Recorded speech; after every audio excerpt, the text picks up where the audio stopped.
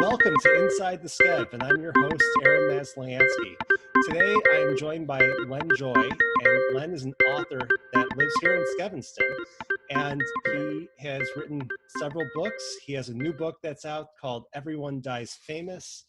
You could see it here if you're watching on YouTube, and it's available everywhere, especially at Bookends and Beginnings, are a fan of the show. So Len, thank you so much for being here today to talk about your book. Hey, thank you very much. I really appreciate this opportunity. Get a local connection. That's great. I love the local connection. You know, what I have found that's so cool about doing this podcast is that I get to meet a lot of people who I would never have had the opportunity to before. Yeah.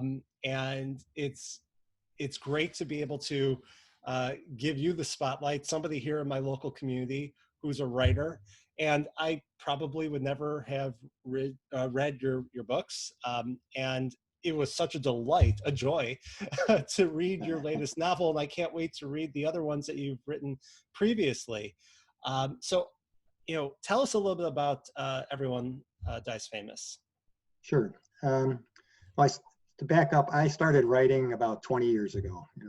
I had a career in business. I had a manufacturing company, which is part of what informs some of the things in the book. I used to commute from Phoenix to Chicago for about 20 years. I went back and forth every 10 days. I had a lot of time in the air. I'd read a lot and fantasize about becoming a world famous author and doing something different than what I was doing. And finally in 2003, I got this offer from the University of Chicago's Graham School, just a writing certificate, creative writing course. And I took it, I enjoyed it, and I kept going from there. I decided, that year after that, we'd wound down the business, and I started working on trying to become a writer.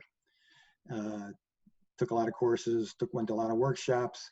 And one of the courses I took was a novel workshop. And that usually you have a novel you're working on. And I had a short story and I worked it into a novel. And 8 years later, it became American Pastime, which was the first novel I got published. And the reason for this long introduction is that was about a minor league pitcher in the 50s. And he pitches a perfect game at the opening of the novel, and that's like he's just on the cusp of being brought up to the St. Louis Cardinals for his major league debut.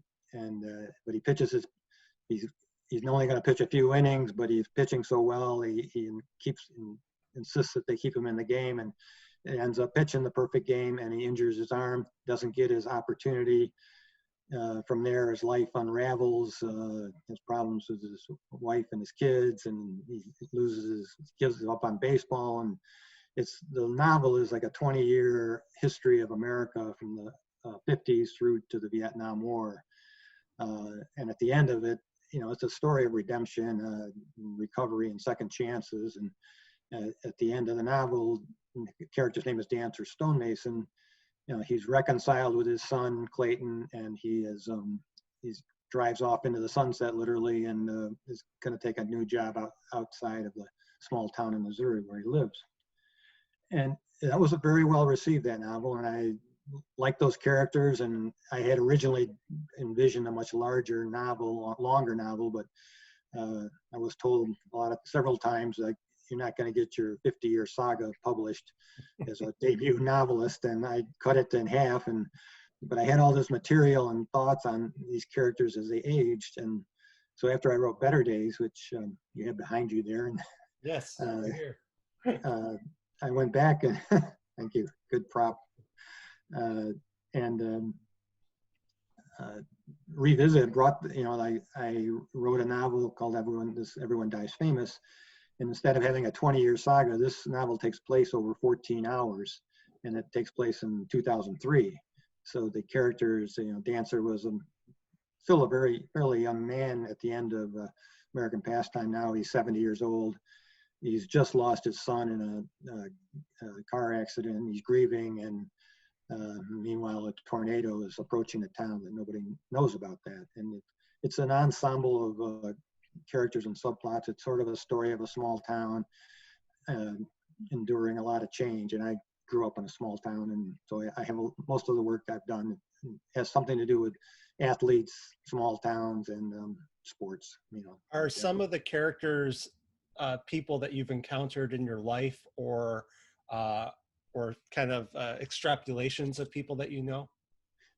Some of them are. Mostly it's like there's quirks and traits I think I observe in people, and sometimes they become part of the character. It's hard for me to remember how these characters, I when I start writing, the first thing I do is like come up with who's the character and what do they look like.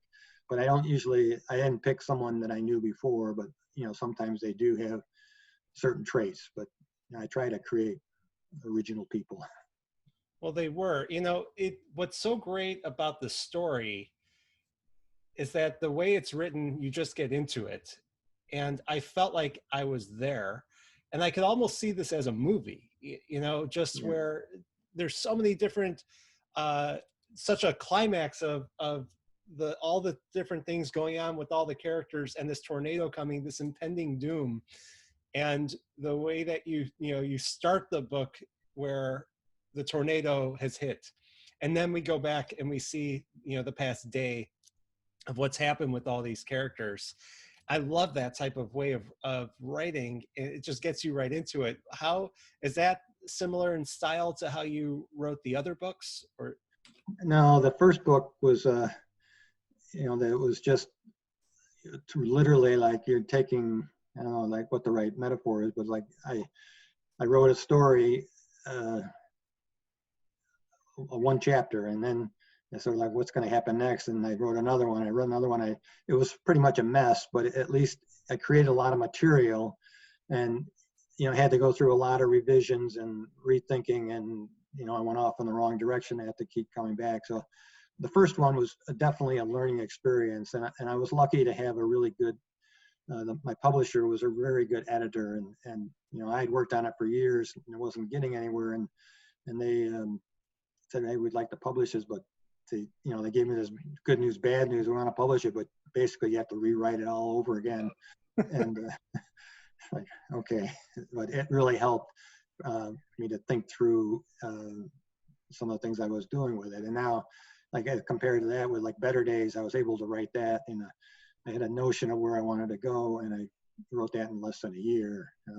This one, Everyone Dies Famous, took longer, but just a couple of years. But there's definitely a learning experience to this process, and it's just like anything else. Like the first time through it, really naive about what you think you can do, and you realize like there's a lot to it, and a lot to I don't find it it's so overwhelming now. The idea of like writing a novel is sort of enjoyable to me, but it does sort of coincide with my other career, which is like endurance sports and training. Is like you got to do it's one step at a time. You've got to do a lot of training and preparation.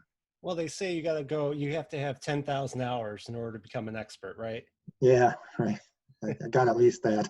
Yeah. Well, yesterday I actually I do some interviews for the JCC, the Jewish Community Center. Mm-hmm. They have their film festival, and I've been interviewing some authors. And I interviewed an author. I'll give her a plug. Her name's Anna Solomon. The Book of V, which is an interesting story. It's historical fiction. And she's been a writer her whole life. She has a master's degree in writing. I don't know the exact degree, but it's in the field.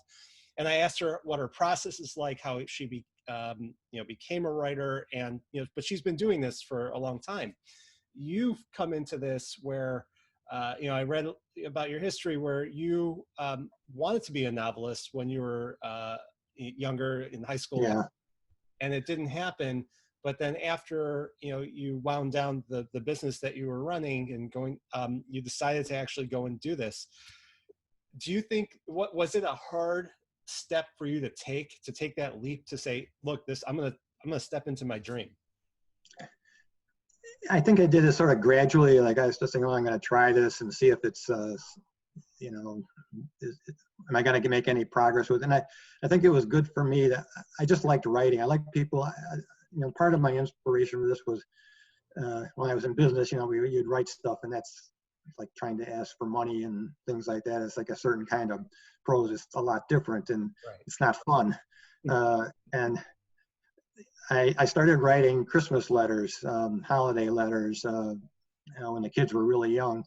And I just like to make, sort of like, as opposed to the letter where everybody's great and everything, I like to sort of make fun of them and all the troubles and struggles. It was easy to do when they were young and couldn't read them, but it became a tradition. And I enjoyed it. I got a lot of positive feedback from people about the letter, and I said, I really like that. I'd love to have a lot of sales, but really what I really want is readers. I said to this guy the other day, I think I'd hand this book out on the street corner if I could be ensured that the people I handed to would read it. And so that's where I started from. So I took courses, and I was really lucky in the courses I took through the University of Chicago, and then I went to the Iowa Writers Festival, which is a summer thing. It's not the famous program. It's something anybody can go to. And I took good courses. Like the initial courses I took had to do with writing really short fiction, and you have to write a story in 300 words. And that was a really good discipline to learn. I think that's helped me a lot, particularly consistent with my kind of writing, which is pretty lean. Yeah. And you just got to get rid of you have to make sure every word you've got in there has a purpose. You're not just filling up pages and stuff. So that really helped me a lot. Well, it helps the reader. I mean, for me, reading it, it is so crisp and concise, but even without all the superfluous words that sometimes come with the novel, you feel still that you're in the scene. You're there. You get the sense of where the characters are coming from. They really develop over the course of the story. And like you said, it's only 16 hours of their life that you're taking a slice of, but you kind of know their backstory, where they're coming from, their challenges, their struggles, their hopes and dreams. And it all comes out that way, which is so wonderful to see. Well, but good to hear. yeah, as I was reading it, and I don't want to give away anything with the ending or whatnot, but my question is, did you have different ideas for the ending? Because I thought things would go a little differently. But I mean, did you have different options and then decide to go with one way? Yeah, no, I had a lot of, endings are hard for me. It's like, I sometimes have a general idea where I'm headed, but I don't really know for sure. And then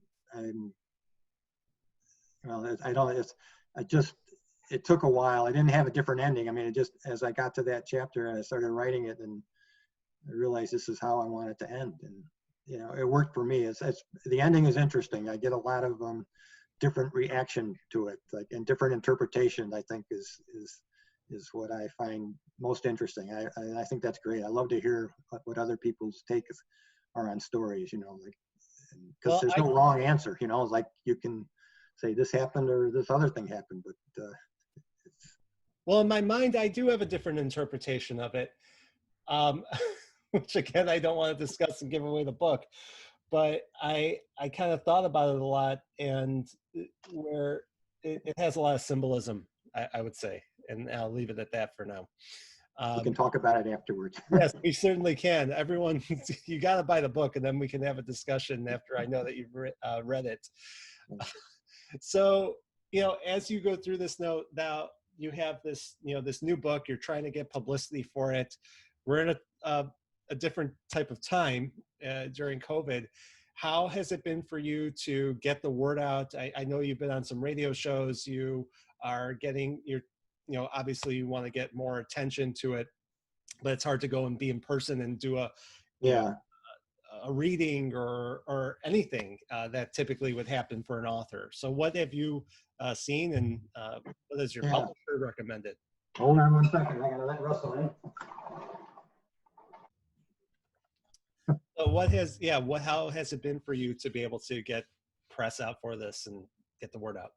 It's it's not, it's always in the past I'd always have a book launch party locally, and that was great and fun, but for me, in the way with the tools we have now, like things like this, interviews, the social media, it's really I think of all the industries, it's like reading books is the one that probably hasn't, been hurt a lot in that sense. It's like it's something for people to do, and it's actually been, now I've overcome sometimes I put these posts on Facebook and stuff. I think people must be rolling their eyes like on another post about this damn book. It's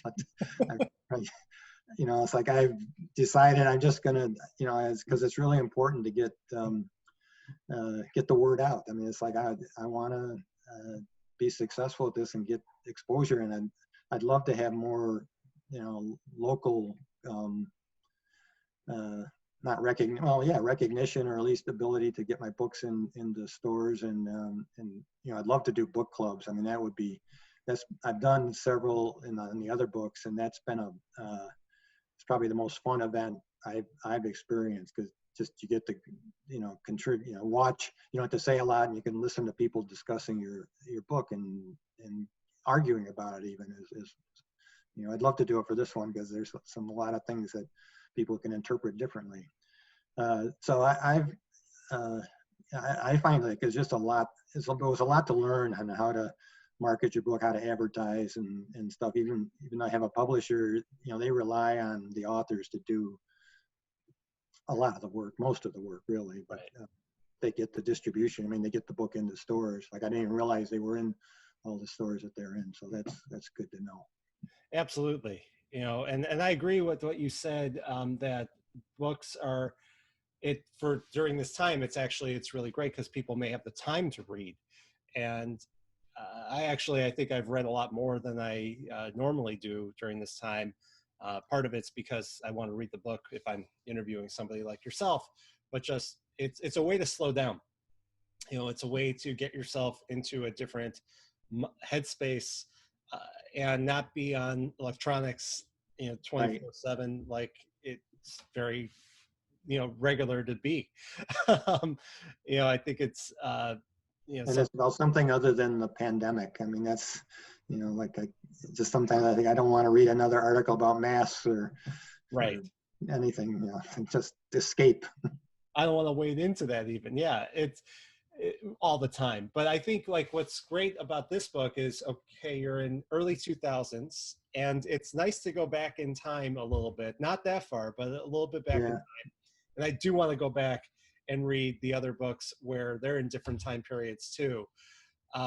But it's interesting to like take it back to that point and see how like one of the characters doesn't even have a cell phone. Actually, two of the characters don't have cell phones. Right. People are like, oh, you're crazy. But like, that's something that people just didn't all have at that point. Right. And you even touch on like opioids, where one of the characters, he's popping oxys.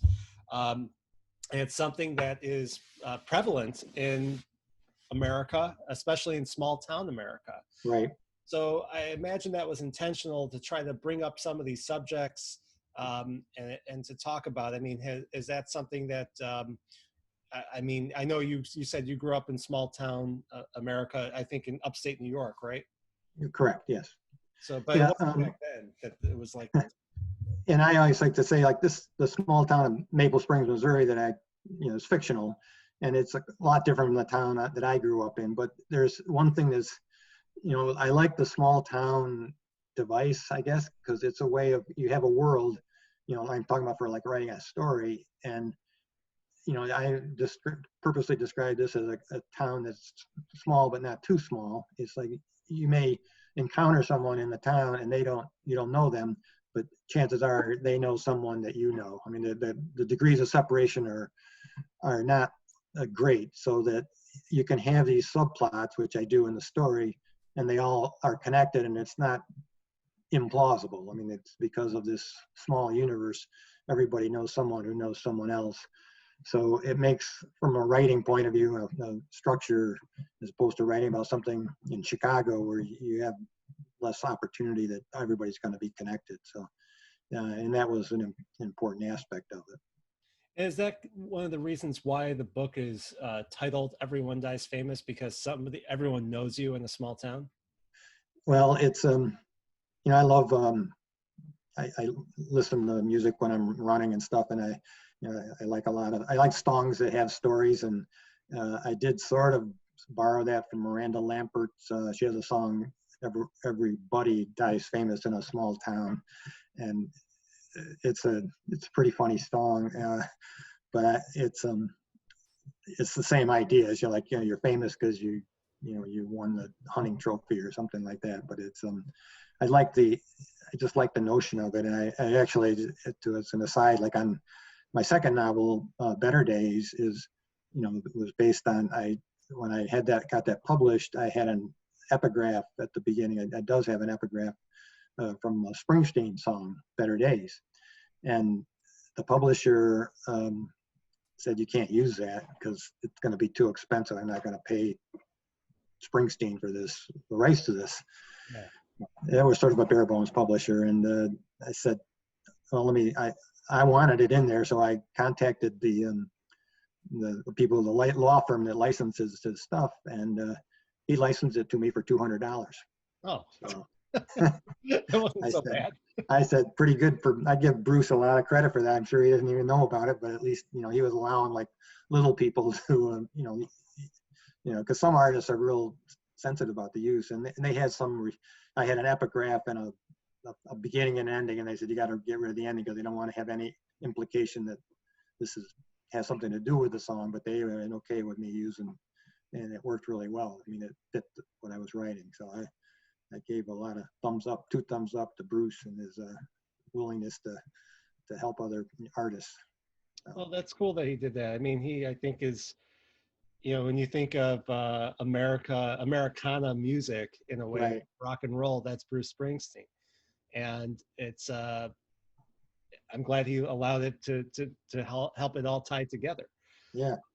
One book that I thought of a little bit as I was reading it was A Man in Full by Tom Wolfe, because talk about one of the characters is a real estate developer, and I had previously worked for a real estate developer for several years, and I met several other ones, and I think real estate developers get a bad rap sometimes. I think that there are people who actually want to do good, and it's not just about the power. It is about the creativity, but there's certainly people out there who it is about their ego. And this character is so interesting, where he is tied to all the other people within the story. And, he devastates the downtown area because they won't let him name a park after his deceased ex-wife. And then he's got this mall, and he's trying to build this other massive development, and he's trying, everything is a victory for him. He's almost so shallow. And when I read, it's been a while since I read A Man in Full, but in many ways it's a similar type character. Did you think about that when you were writing it? No, now that you mentioned that, I can't really remember all the specifics of that novel. I did read it, but it was probably 10 years ago or so. But, right. Yeah, in characters, what I try to avoid, and I hope I even did it with Ted here, is that, they're not, I don't want them to be two-dimensional. He has something going for him. I mean, his girlfriend, likes him, and she can see she knows everybody dislikes him, but she tries to point out some of his good points and stuff, and they just sort of outweighed right now and what you see. But I think it's important to try to get characters that have some multi dimensions, and makes them more interesting than just super bad guys. Right. Well, all the characters I think are multi-dimensional, and it's just interesting how they interact with each other. But do you see like another book coming from this, an extension of the story? Well, I just finished a novel that's based in Phoenix. Dry Heat is the name. It's still working on. We're probably finishing another revision, but it's more or less done. I did take a character from this novel and plop her down in that one. That takes place in 2007. or actually it takes place in 1999, and then it jumps forward to 2018. And the character of Anita, Anita, the woman, who marries Ted Landis, who dies in this in the future in this, and she goes off to Phoenix with his fortune. Oh, So nice. I like to do that. I mean, it's not like important for any development, but it's just sort of fun to have, like think that these people are still out there, and they make them sort of real to me. And she's a minor character in both stories, but I like to connect them that way. This one, I could see that. I have sort of know what I'm going to do for the next two novels, so we'll see what happens after that. But that's the one advantage. Well, one advantage, anyways, of it's not historical fiction, but it's not contemporary fiction either, and so I have room to tell these stories still in the past. The pandemic is going to really, in addition to a lot of other terrible things that's happening, it's like it affects any story or writing because it's so universal. You can't, I was going to have a story that ended in 2020, and it's like I can't do that. No. I'm not sure how 2020 ends, and I'm like, I can't put that in there. Well, I think right now we're going through a time of massive change, where it completely changes society. So the stories themselves will have to change from that. So I hear you. It's almost better to do it in the past to keep it where it's something that we know. But it is interesting to picture what the future is going to be from 2020 on.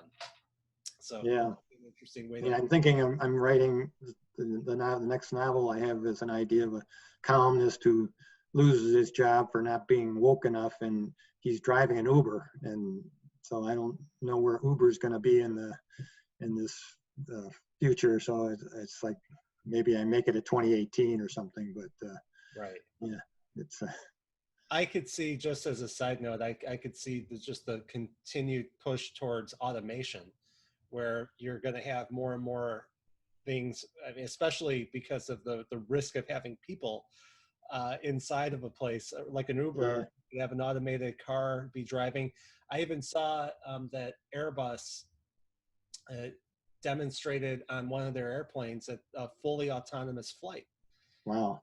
So you look at that, and you could see a lot of different things coming, and changes in employment and use of humans, and how that will affect society. So I would implore you to look at that type of storyline for a futuristic way of looking at it. And by the way, it's so interesting that you're going back and forth between Phoenix for several years. For a previous job of mine, I was flying to Phoenix probably twice a month for really? years. Yeah, and I know that flight, and it's I miss going out to Phoenix. Actually, it's a nice place, but it gives you time. I think just having that break for 3.5 hours to read or just to do something else is something that we all need. Just a way to kind of escape for a few hours and look how much creativity it brought you.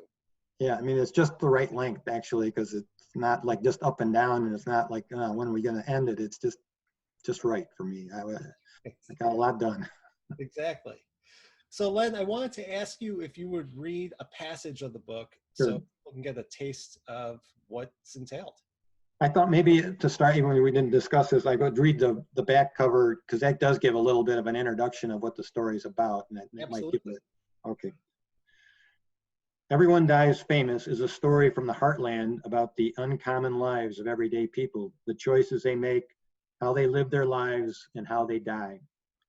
As a tornado threatens their town, a stubborn old man who has lost his son teams up with a troubled young soldier to deliver a jukebox to the wealthy developer having an affair with the soldier's wife.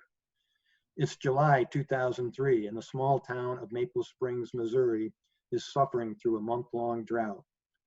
Dancer Stonemason, a long-forgotten hometown hero still grieving over the death of his oldest son, is moving into town to live with his more dependable younger son.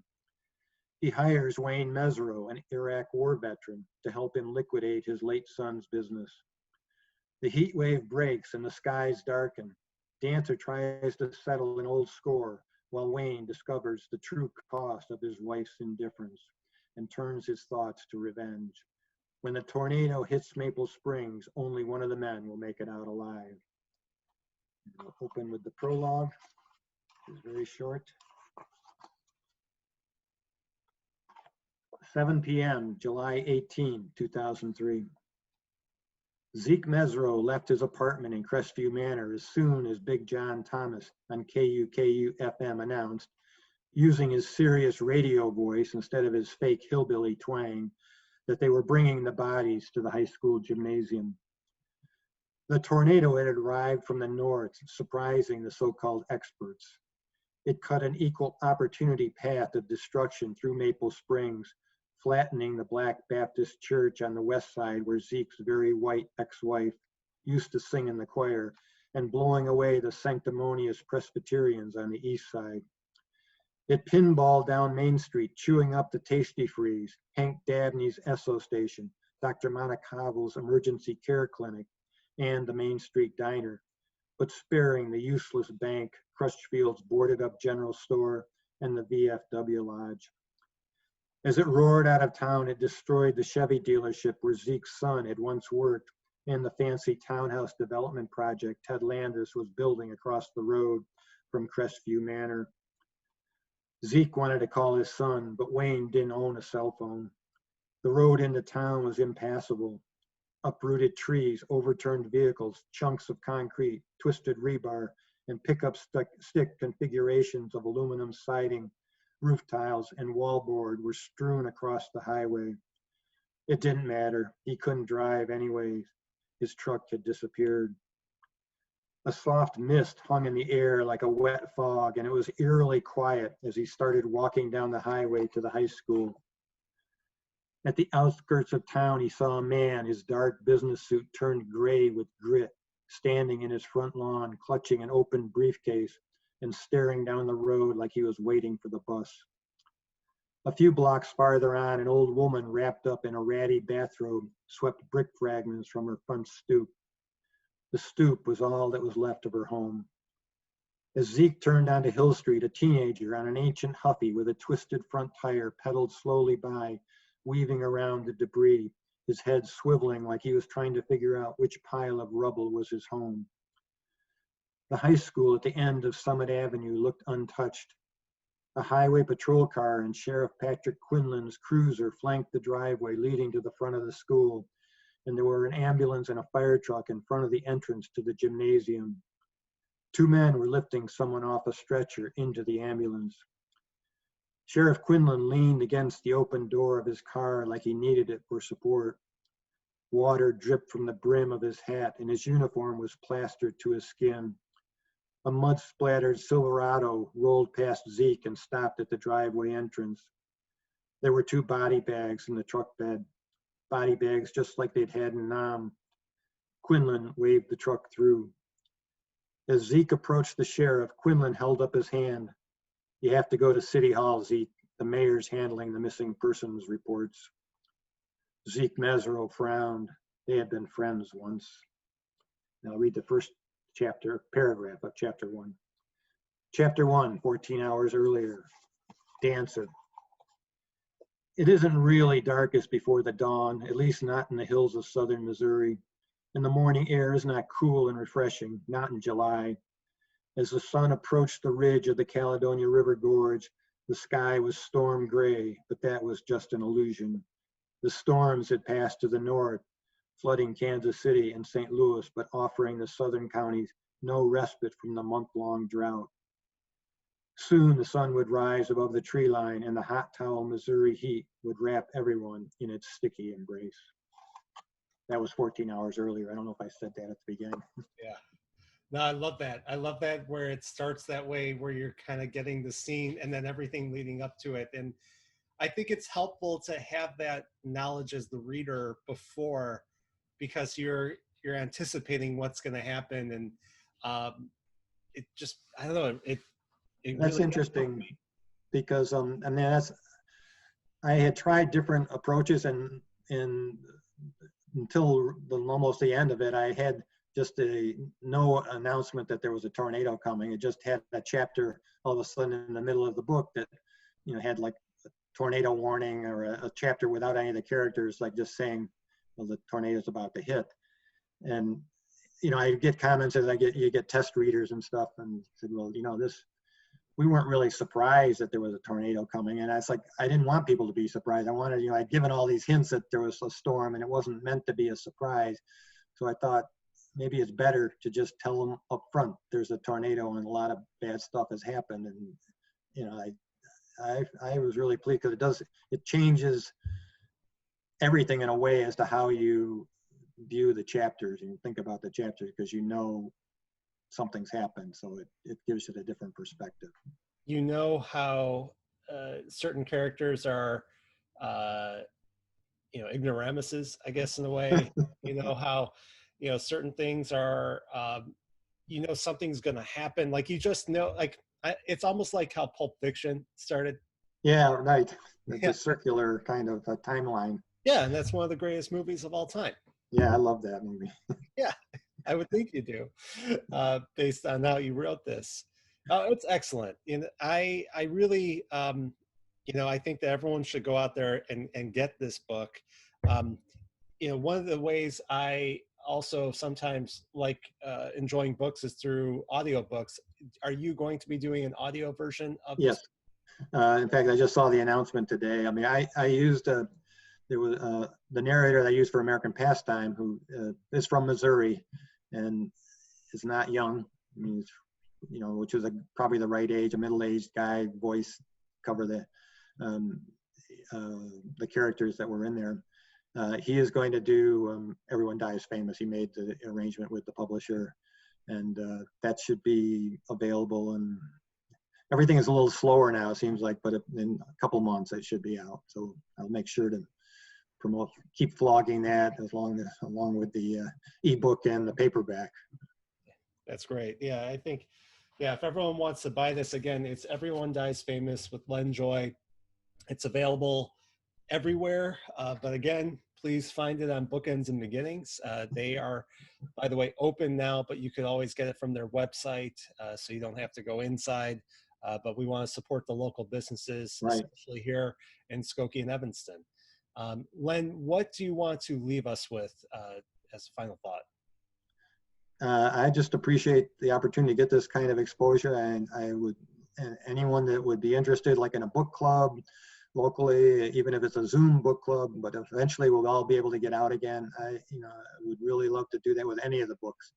I find it, I would be happy to, make available books at a discount or something, just to encourage that, because it's to me it's a great experience, and I think it would be fun for any book club to do. I think it's a good book for discussion.